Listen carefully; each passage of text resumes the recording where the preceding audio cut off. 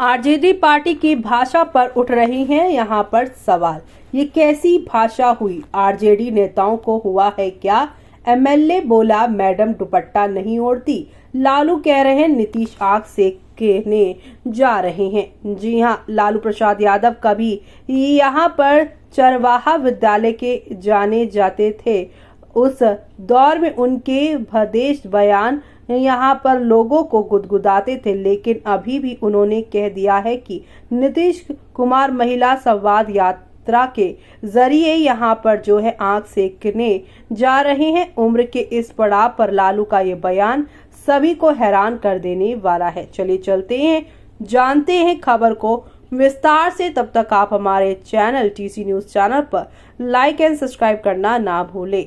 लालू प्रसाद यादव की बातें एक समय लोगों को गुदगुदाती थी, तब वे यहाँ पिछड़ों दलितों पर चेतना भरने का काम कर रहे थे।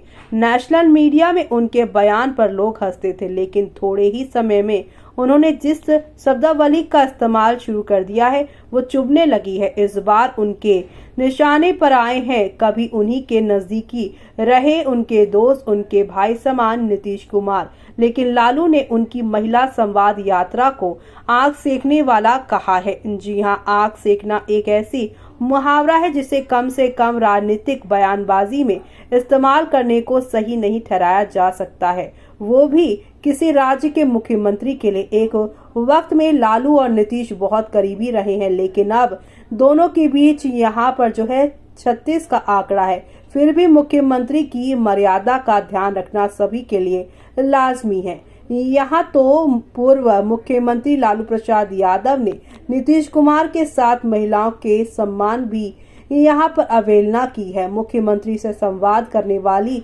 महिलाओं में जरूरतमंद महिलाओं की तादाद भी कम नहीं है। उनके सम्मान का भी ख्याल करते हुए लालू को बोलने से पहले सोचना चाहिए था। लालू प्रसाद यादव के यहाँ पहले के बयानों को देखा जाए तो उसका कोई मकसद होता था। कभी वे अपने मतदाताओं को रिझाते नजर आते तो कभी नेशनल मीडिया का ध्यान अपनी ओर खींचने के लिए बोलते थे।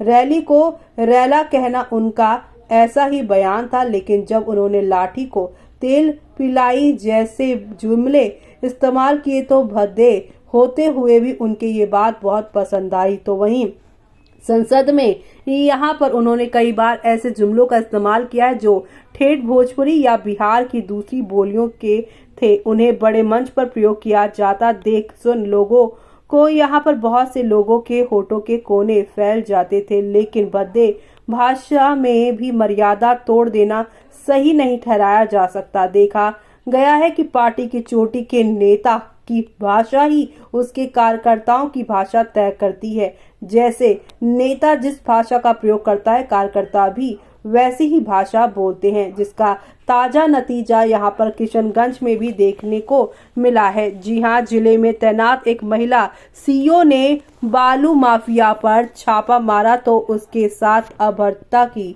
गई। इस बारे में चर्चा होने पर आरजेडी समर्थित और यहाँ पर जो है समर्थित गांव के मुखिया से लेकर आरजेडी विधायक तक ने कहा है कि मैडम तो दुपट्टा ओढ़ती ही नहीं, फिर उनका दुपट्टा कैसे खिसक गया।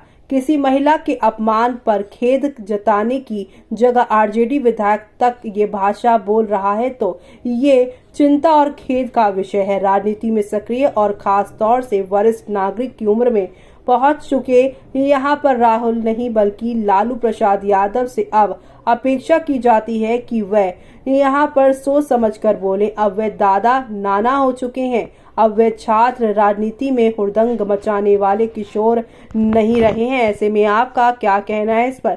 हमें कमेंट बॉक्स में कमेंट करके बताना बिल्कुल भी ना भूलें आप।